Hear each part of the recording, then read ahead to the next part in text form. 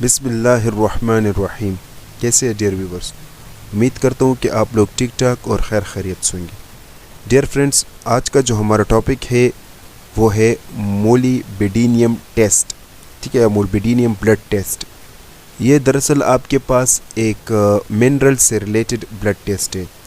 अगर आप दोस्तों को याद होगा तो मिनरल से रिलेटेड काफ़ी वीडियो लेक्चर में बना चुका हूँ, जैसे कि हमने आयोडीन टेस्ट पढ़ा है, सल्फ़र टेस्ट पढ़ा है, कैल्शियम टेस्ट पढ़ा है, ठीक है ना, कॉपर टेस्ट हमने पढ़ा है। तो अगर आपने मेरे मिनरल से रिलेटेड ब्लड टेस्ट का प्लेलिस्ट देखना है तो मेरे यूट्यूब चैनल पर एक प्लेलिस्ट होगा mineral blood test, electrolyte blood test का, तो उसमें आपको तमाम तर मिनरल और इलेक्ट्रोलाइट से रिलेटेड ब्लड टेस्ट मिल जाएंगे, ठीक है ना। तो आज इस वीडियो लेक्चर में हम जिक्र करेंगे मोलिबेडिनियम ब्लड टेस्ट। तो चलिए जी वीडियो को स्टार्ट करते हैं। मेरा नाम है मोहम्मद कामिल ख़ान और आप देख रहे हैं मेरा यूट्यूब चैनल कामी माइक्रोबायोलॉजिस्ट। डियर व्यूवर्स, इस वीडियो के जो मेन कंटेंट मतलब जो हम एक्सप्लेन करेंगे, तो सबसे पहले हम ये देखेंगे कि मोलिबेडिनियम क्या है, इंट्रोडक्शन, फिर इसका फंक्शन हम देखेंगे, फिर डायग्नोस्टिक पर्पस, फिर टेस्ट प्रोसीजर, फिर नॉर्मल रेंज, और बाद में हम ये पढ़ेंगे कि ऐसे कौन से वजूहात है जिसकी वजह से यहाँ पर बायो का कार्बोनेट मैंने लिखा है लेकिन असल में मोलिबेडिनियम का लेवल खून में ज़्यादा या कम आता है। ठीक है, सबसे पहले हम जिक्र करते हैं कि मोलिबेडिनियम क्या है। तो बिल्कुल ये भी आपके पास एक मिनरल सा होता है, ये बिल्कुल शाइनी सिल्वर वाइट मेटल्स होता है, ठीक है ना। जैसे कि हमने आप इसका जो कलर होता है वो बिल्कुल सिल्वर वाइट शाइनी करेगा मेटल होता है, ठीक है ना। और इसको हम MO से डिनोट करते हैं। इसका एटॉमिक नंबर आपके पास 42 है और ये अर्थ क्रस्ट में आपके पास पाया जाता है, ठीक है। अब ये जो मोलिबेडिनियम होता है ना, ये बॉडी को बहुत कम मिकदार में चाहिए, ठीक है ना। नेक्स्ट, मोलिबेडिनियम का अगर हम फंक्शन देखें ना बॉडी में, तो ये दरअसल एक कोफैक्टर के तौर पर काम करता है। हमारी बॉडी में मुख्तलिफ़ किस्म के एंजाइम्स होते हैं, जैसे कि सल्फेट, ज़ेंथेनिन और साथ में अल्डिहाइड ऑक्सीडेस, ये एंजाइम के नेम है, ठीक है ना। अब इस एंजाइम पर कोफैक्टर जो है वो आपके पास यही मोलिबेडिनियम है। अब जब ये दोनों एंजाइम और ये कोफैक्टर आपस में मिल जाते हैं तो फिर होता क्या है, आपके पास मेटाबॉलिज्म का प्रोसेस होता है, जैसे कि सल्फ़र कंटेनिंग अमीनो एसिड हो गए, प्यूरिन्स हो गए, और इस मेटाबॉलिज्म की वजह से आपके पास फिर जो ड्रग्स और टॉक्सिन मटेरियल्स होते हैं वो भी ब्रेक डाउन हो जाते हैं, ठीक है। तो this is possible by this मोलिबेडिनियम।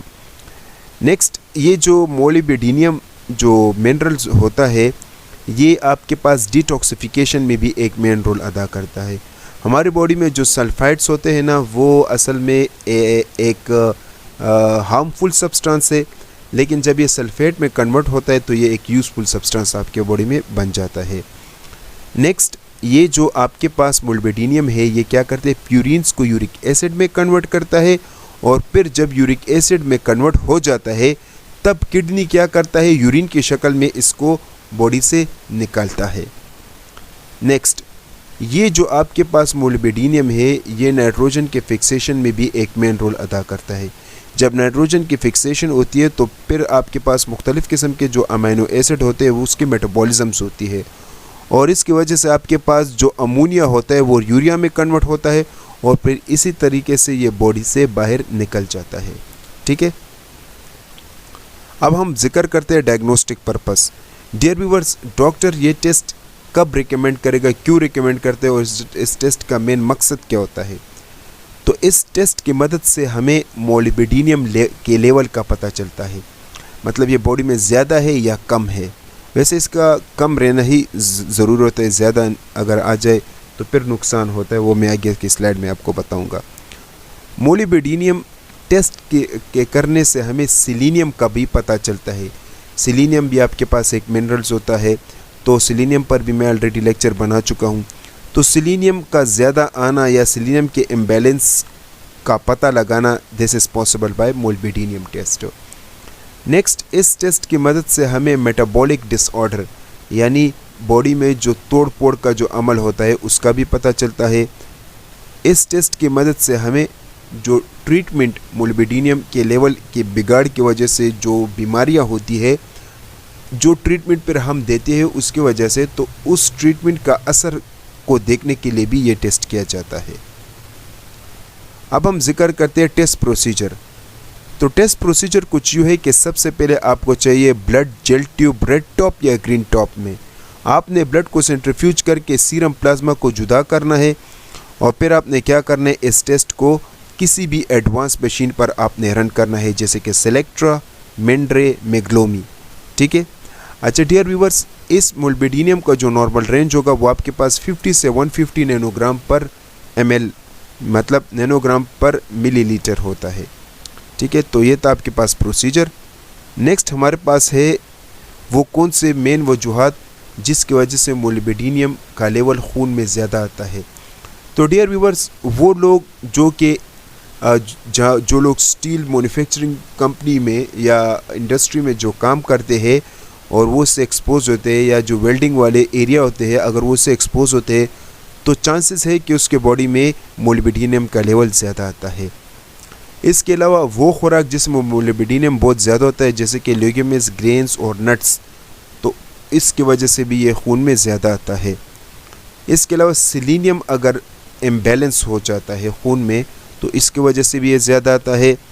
इसके अलावा जो है अगर जोड़ों में दर्द हो या गाउट लाइक सेप्टम्स हो, ठीक है, या गैस्ट्रोइंटेस्टाइनल इशू हो, नाजिया हो, डायरिया हो या हेयर लॉस हो, तो इट मीन्स इससे भी पता चलता है कि आपके बॉडी में मोलिबेडिनियम का लेवल ज़्यादा है। गुर्दों की बीमारी हो, किडनी डिजीज़, विल्सन डिजीज़, तो इन बीमारियों में आपके पास मोलिबेडिनियम का लेवल खून में ज़्यादा आता है। ठीक है। अब नेक्स्ट हमारे पास है कि मोलिबेडिनियम का लेवल खून में कम कब आएगा। तो इसका खून में कम रहना ही अच्छा है, क्योंकि जो फंक्शन अभी हमने पढ़े तो वो दूसरे मॉलिक्यूल्स भी अदा कर सकते हैं। ठीक है ना। तो ये अगर आप वो खुराक जो कि मोलिबेडिनियम जिसमें होता है वो अगर आप ज़्यादा नहीं करते तो आपके बॉडी में ये कम आ सकता है। या अगर आपको कोन्स या सीलियक बीमारी हो, ठीक है, जो कि गैस्ट्रोइंटेस्टाइनल से रिलेटेड है, जिसमें आपका इंटेस्टाइन में जो वेसल्स होते हैं वो इस काबिल नहीं रहते, या बाउल्स इन्फ्लेमेशन डिजीज़, ये जो कोन्स है ये डिजीज़ है जिसकी वजह से सही किस्म का एब्जॉर्प्शन नहीं होता। ठीक है ना। तो इन वजूहात की वजह से फिर क्या होता है, मोलिबेडिनियम का लेवल खून में कम आता है। ठीक है डियर व्यूअर्स। तो dear viewers, this is a very short lecture related to molybdenum. बहुत बहुत शुक्रिया वीडियो देखने का। वीडियो पसंद है तो इसको लाइक कीजिएगा, शेयर कीजिएगा और हमारे चैनल को सब्सक्राइब कीजिएगा। जहन में कोई सवाल है तो आप नीचे कमेंट सेक्शन में कर लें ताकि मैं आपको जवाब दे सकूँ। तब तक के लिए इतना ही। अपना ख्याल रखिएगा। अल्लाह हाफिज़।